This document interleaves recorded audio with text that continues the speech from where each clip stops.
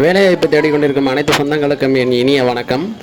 இப்போ பார்த்தீங்கன்னா கிராம உதவியாளர் பணிக்கு என்னென்ன டாக்குமெண்ட் வைக்கணும், என்னென்ன ப்ரொசீஜர்லாம் ஃபாலோ பண்ணணும், சில பேர் விண்ணப்ப எண் அப்படின்னு கொடுத்துருக்காங்க, அதில் என்ன ஃபில் பண்ணணும், அப்படி நீங்கள் அப்ளிகேஷனை தப்பாக ஃபில் பண்ணியிருந்தீங்கன்னா எப்படி கரெக்ஷன் பண்ணுறது, இந்த டீட்டெயில்ஸ் எல்லாம் நான் இந்த வீடியோவில் சொல்லியிருப்பேன். வீடியோ ஸ்கிப் பண்ணால் முழுசாக பாருங்கள், கண்டிப்பாக அவங்க யூஸ்ஃபுல்லாக இருக்கும்.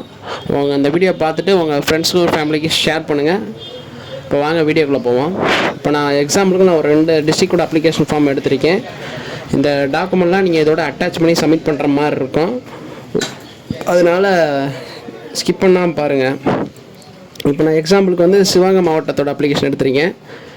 இந்த மாவட்டத்தோட அப்ளிகேஷனில் பார்த்தீங்கன்னா விண்ணப்ப எண் கொடுக்கல, டேரெக்டாக பெயர் தமிழ் இங்கிலீஷ் அப்படி போயிருச்சு. இதே திருச்சியோட அப்ளிகேஷன் பார்த்தீங்கன்னா அப்ளிகேஷன் எண் அப்படின்னு சொல்லி கொடுத்துருக்காங்க. இதெல்லாம் எப்படி ஃபில் பண்ணுறது உங்களுக்கு நான் வீடியோவில் சொல்கிறேன், கொஞ்சம் ஃபஸ்ட்லேருந்து பாருங்கள்.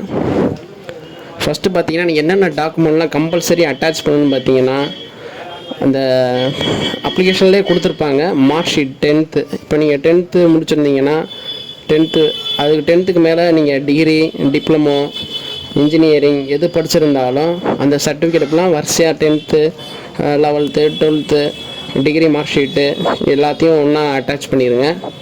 சாதி சான்றிதழ், உங்கள் கம்யூனிட்டி சர்டிஃபிகேட் வச்சுருங்க. இருப்பிட சான்றிதழ், சில பேர் கேட்குறீங்க ரேஷன் கார்டு வைக்கலாமான்னு, பட் இதில் மென்ஷன் பண்ணனால இந்த அப்ளிகேஷனில் கொடுத்துருக்கனால அவங்க நேட்டிவ் சர்டிஃபிகேட் கம்பல்சரின்னு கேட்குறாங்க.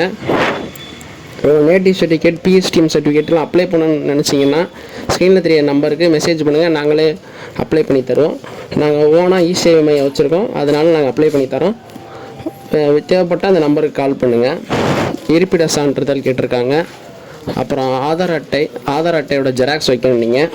வாக்காளர் அடையாள அட்டை வைக்கணும் நீங்கள். அதோட ஜெராக்ஸு ஃபுல்லாக ஜெராக்ஸ் தான் வைக்கணும். ரேஷன் கார்டு, முன்னுரிமை சான்றிதழ்னு சொல்லியிருக்காங்க. முன்னுரிமை சான்றிதழ்னால் வேறு ஒன்றும் இல்லை, நீங்கள் எக்ஸர்வீஸ் மேனாக இருந்தீங்கன்னா எக்ஸர்வீஸ் மேன் சான்றிதழ், விடோ சர்டிஃபிகேட் வச்சுருந்தீங்கன்னா விடோ சர்டிஃபிகேட், ஹேண்டிகேப்பாக இருந்தீங்கன்னா ஹேண்டிகேப்போட சர்டிஃபிகேட், அப்புறம் பிஎஸ்டிஎம் சர்டிஃபிகேட் வச்சுருந்தீங்கன்னா பிஎஸ்டிஎம் சர்டிஃபிகேட்டு, இந்த மாதிரி. அப்புறம் கொரோனா டயத்தில் அவங்க பெற்றோரை இறந்த சர்டிஃபிகேட் எதுவும் வச்சுருந்தீங்கன்னா அந்த சர்டிஃபிகேட், இந்த மாதிரி சர்டிஃபிகேட் இருந்தால் தான் உங்களுக்கு முன்னுரிமை, அதை பார்த்துக்கோங்க. அப்புறம் டிரைவிங் லைசன்ஸ் வந்து நீங்கள் எல்எல்ஆர் கூட சப்மிட் பண்ணலாம், அதை பார்த்துக்கோங்க. இருந்தால் சப்மிட் பண்ணுங்கள். அப்படி சப்மிட் பண்ணாமல் இருந்தீங்கன்னா உங்களுக்கு டிரைவிங் டெஸ்ட் இருக்கும். ஆல்ரெடி நான் பழைய வீடியோவில் சொல்லியிருப்பேன். பழைய video police verification certificate, fitness certificate எல்லாம் எப்படி எடுக்கிறேன்னு சொல்லியிருப்பேன், அதையும் பார்த்துக்கோங்க. அப்புறம் இந்த வேலைவாய்ப்பு பதிவு அட்டைன்னு சொல்லியிருக்காங்க. எம்ப்ளாய்மெண்ட் கார்டோட ஜெராக்ஸை நீங்கள் அட்டாச் பண்ணுற மாதிரி இருக்கும். இதான் சிவகங்கை மாவட்டத்தை சொல்லியிருக்காங்க. இதோட நீங்கள் ஃபிட்னஸ் சர்டிஃபிகேட் சில டிஸ்ட்ரிக்டில் கேட்டிருக்காங்க, ஃபிட்னஸ் சர்டிஃபிகேட்டை அட்டாச் பண்ணிடுங்க. அப்படி நீங்கள் இப்போ ஃபிட்னஸ் சர்டிஃபிகேட், போலீஸ் சர்டிஃபிகேட்டும் இப்போ கம்பல்சரி கிடையாது. அப்படி சில மாவட்டத்தில் கம்பல்சரி சொல்கிறாங்க, அதையும் செக் பண்ணிக்கோங்க.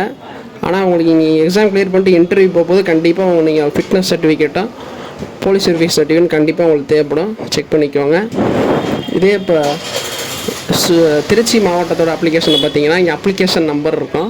இங்கே வந்து நீங்கள் என்ன பண்ணீங்கன்னா 1 போட்டால் போதும், ஏன்னா ஒரு அப்ளிகேஷன் தான் சப்மிட் பண்ணுறீங்க, அதனால் 1 மட்டும் போட்டால் போதும். சில பேர் சுழற்சி எண் போடணுமா அப்படிலாம் கேட்குறீங்க, அதெல்லாம் தேவையில்லையா. இங்கனக்குள்ளே 1 மட்டும் போனால் போதும், ஏன்னா ஒரு அப்ளிகேஷன் தான் நம்ம சப்மிட் பண்ணுறோம், அதனால் 1 மட்டும் போட்டு சப்மிட் பண்ணுங்கள். இந்த அப்ளிகேஷன் பாருங்கள், கொஞ்சம் அதை காட்டி கொஞ்சம் டிஃப்ரெண்ட்டாக இருக்குது. இதில் பாருங்கள் நேட்டிவ் சர்டிஃபிகேட் இதெல்லாம் கம்பல்சரி கேட்டிருக்காங்க, அதனால் நேட்டிவ் சர்டிஃபிகேட் நீங்கள் கம்பல்சரி சப்மிட் பண்ணணும். சப்மிட் பண்ணிட்டு எஸ்ன்னு கொடுத்து ஆமன் கொடுத்துருங்க. Aadhaar card, family card, education document, ஓட்டுநர் உரிமம், சாதி சான்றிதழ், இந்த சொல்லியிருப்பாங்க பாருங்கள், எக்ஸர்வீஸ்மேன் சர்டிஃபிகேட்டு, மாற்றுத்திறனாளியாக இருந்தீங்கன்னா மாற்றுத்திறனாளி சான்றிதழ், அப்புறம் பார்த்தீங்கன்னா தமிழ் பிஎஸ்டிஎம் சர்டிஃபிகேட்டு, ஆதரவற்ற விதவை சான்றிதழ், இதெல்லாம் கேட்டிருக்காங்க. கடைசியாக அதர் டாக்குமெண்ட்ஸில் வந்து நீங்கள் டிரைவிங் லைசன்ஸு, அப்புறம் ஃபிட்னஸ் சர்டிஃபிகேட்டை அப்டேட் பண்ணுற மாதிரி இருக்கும். இதெல்லாம் அட்டாச் பண்ணி இது எல்லாத்தோட ஜெராக்ஸ் தான் நீங்கள் வைக்கணும். ஜெராக்ஸில் நீங்கள் அப்ளிகேஷன் ஃபில் பண்ணிட்டு பின்னாடி வரிசையாக எல்லா டாக்குமெண்ட்டை வச்சு ஒன்றா ஸ்டேப்லர் பண்ணிவிட்டு அந்த ஜெராக்ஸில் ஃபுல்லாக அவங்க சைன் பண்ணிடுங்க. முக்கியமாக சைன் பண்ணாமல் யாரும் சப்மிட் பண்ணிடாதீங்க. அப்படி இந்த மாதிரி சர்டிஃபிகேட் நீங்கள் எதுவும் வைக்காமல் இருந்தீங்கன்னா நீங்கள் டேரெக்டாக அவங்க தாலுக்கா ஆஃபீஸ்க்கே போயிட்டு இந்த மாதிரி சொல்லுங்கள், அப்ளிகேஷன் மாற்றி சப்மிட் பண்ணிவிட்டு அவங்க உங்களுக்கு ஹெல்ப் பண்ணுவாங்க. வேறு எதுவும் டவுட் இருந்தாலும் கமெண்டில் மெசேஜ் பண்ணுங்கள். இந்த டாக்குமெண்ட்லாம் கரெக்டாக வைங்க, அப்போ தான் உங்கள் டாக்குமெண்ட்லாம் ரிஜெக்ட் ஆகாது, ஃபுல்லாக கம்ப்ளீட் ஆகும், கால் லெட்டர் வரும். அப்படி எதுவும் வைக்காமல் விட்டு இந்த மாற்றி அப்ளை பண்ணிங்கன்னா போய் கரெக்ஷன் பார்த்துக்கோங்க. போய் கன்ஃபார்ம் பண்ணுறதுக்கு உங்கள் டேரெக்டாக தாலுக்கா ஆஃபீஸ் நீங்கள் எந்த அட்ரஸ்க்கு அனுப்புனீங்களோ மாவட்டத்துக்கு போஸ்ட் பண்ணியிருந்தீங்கன்னா மாவட்டத்தோட தாலுக்கா ஆஃபீஸ்க்கு போயிட்டு நீங்கள் விசிட் பண்ணி செக் பண்ணிக்குவாங்க.